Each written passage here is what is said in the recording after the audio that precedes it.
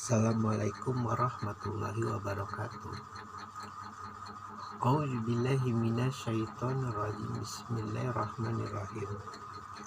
Wa ma naqamu minhum illa ayyuminu billahil azizil hamid. Dan mereka menyiksa orang-orang mukmin itu hanya karena orang-orang mukmin itu beriman kepada Allah yang maha perkasa, maha terpuji. Jadi tidak ada alasan selain itu. Tidak ada alasan karena orang itu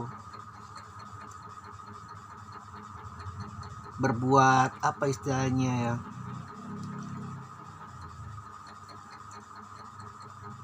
berbuat hal-hal yang melukai mereka, berbuat hal-hal yang merugikan mereka, seperti mencuri, seperti memfitnah, seperti mendengki. Tidak. Jadi apa yang dilakukan oleh kaum Nasrani pada saat itu yang dipelopori oleh pembesar-pembesar Nasrani adalah karena mereka beriman kepada Allah.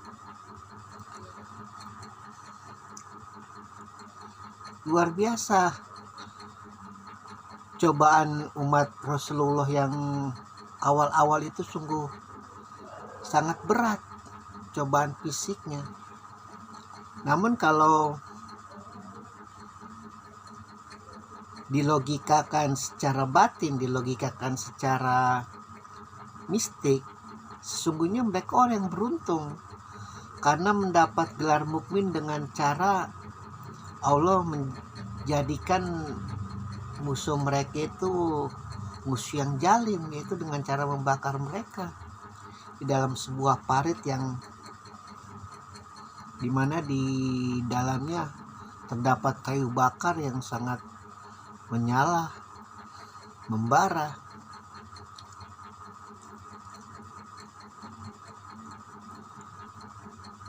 Ada dua yang membuat iblis laknatullah itu bersuka cita pada saat itu. Yang pertama adalah dia bersuka cita melihat pengikut Rasulullah itu menderita dengan jeritannya, dengan kepanasan yang dia kepanasan yang mereka rasakan. Dia mah tidak peduli tuh nanti di hari pengisapan, di hari kebangkitan itu umat Rasulullah yang dibakar itu akan masuk surga. Tidak peduli, yang penting di depan mata itu kau menderita. Karena sekali lagi iblis laknatullah itu tidak peduli dengan agama yang dipeluk oleh manusia, keyakinan yang dipeluk oleh manusia, mazhab apalagi, itu udah paling rendah, itu udah gak peduli. Yang penting bagaimana anak cucu Adam itu menderita. Kalau tidak bisa batinnya itu menderita, fisiknya menderita. Itu yang pertama yang iblis laknatullah suka ketika terjadi peristiwa ini. Lalu yang kedua adalah dia melihat bagaimana itu musuhnya Rasulullah dengan keyakinannya, melihat kaum mukmin yang dibakar di dalam sebuah parit lalu tertawa bergembira. Dan dia tahu nanti balasan nanti di akhirat ini kejam ya Allah. Karena Allah itu maha kejam.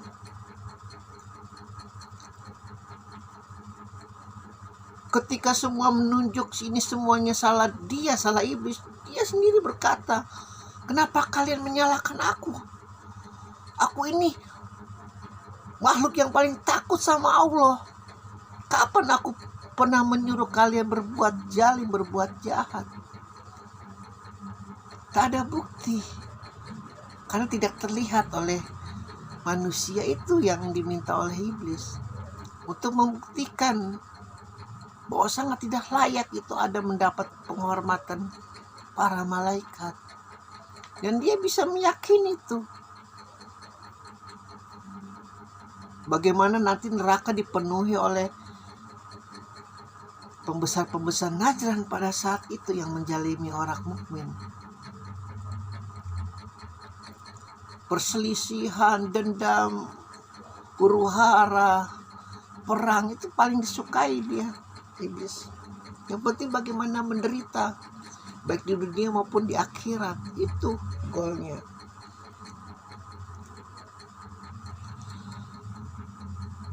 Apa yang terjadi pada masa Rasulullah adalah bukti bahwa untuk mereformasi suatu masyarakat, untuk mengubah suatu masyarakat kepada jalan yang benar, kepada jalan yang lurus, untuk menghabiskan 360 berhala, untuk menghabiskan seluruh kebodohan, untuk menghabiskan seluruh kemaksiatan, terutama kita bicara yang di Ka'bah nih ya, yang di Mekah. Tidak peduli dengan kemaksiatan yang di luar lain itu. Karena Rasulullah kuncinya ini adalah membebaskan Mekah dulu pada saat itu.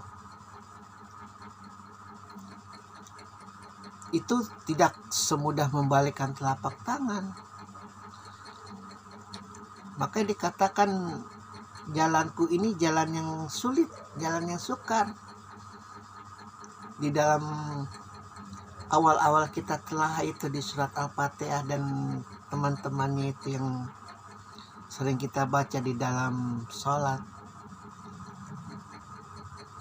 Jalan yang amat sulit, jalan yang sukar, yang setiap hari kita berperang dengan hawa nafsu, setiap hari kita berperang dengan kemaksiatan di dalam diri.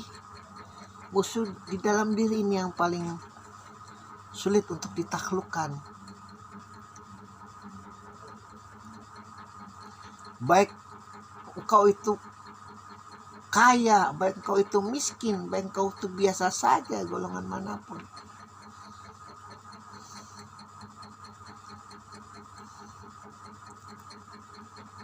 Sulit untuk membebaskan manusia itu, apalagi seluruh manusia. Makanya Allah menenangkan Muhammad ketika mendapat Al-Quran, sudah, kau tak perlu takut. Al-Quran akan diselewengkan seperti agama Nasrani, seperti agama Yahudi. Aku perintahkan Jibril untuk menjaganya sampai hari akhir.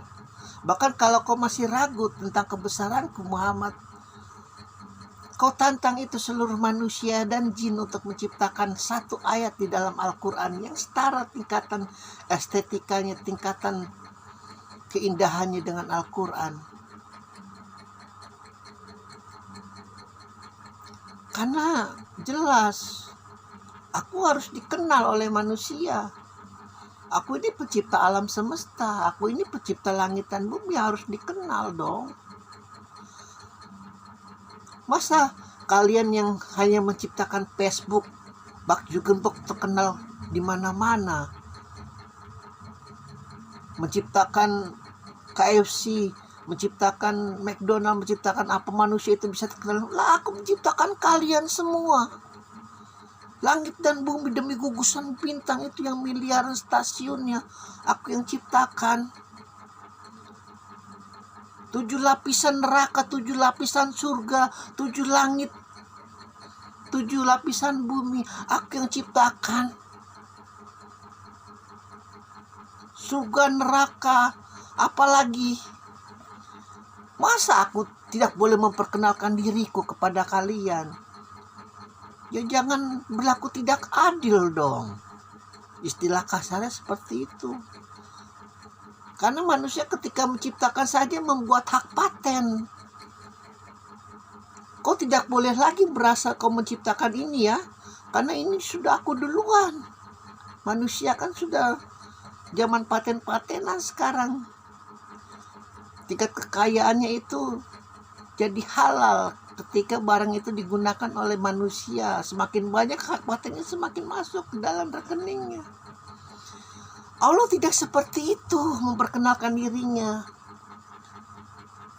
Aku perkenalkan keagunganku, kebesaranku, kesucianku. Kalau kalian sadar, kalian tahu diri, kalian paham kalian itu siapa, kalian pasti menyembah aku, memuji aku. Walaupun kalian tidak mau, walaupun kalian tidak suka dengan hal-hal ritual semacam itu, aku perbolehkan. Namun jangan salahkan aku, karena sesungguhnya apa yang harus kalian lakukan semestinya itu menyembahku, memujaku, memujiku, itu adalah sebenarnya untuk kalian. Jika tidak tuh ada iblis di belakang kalian, hati-hati. Nanti jangan sampai kelakuan kalian seperti kaum Najran pada saat itu. Alhamdulillahirabbil alamin.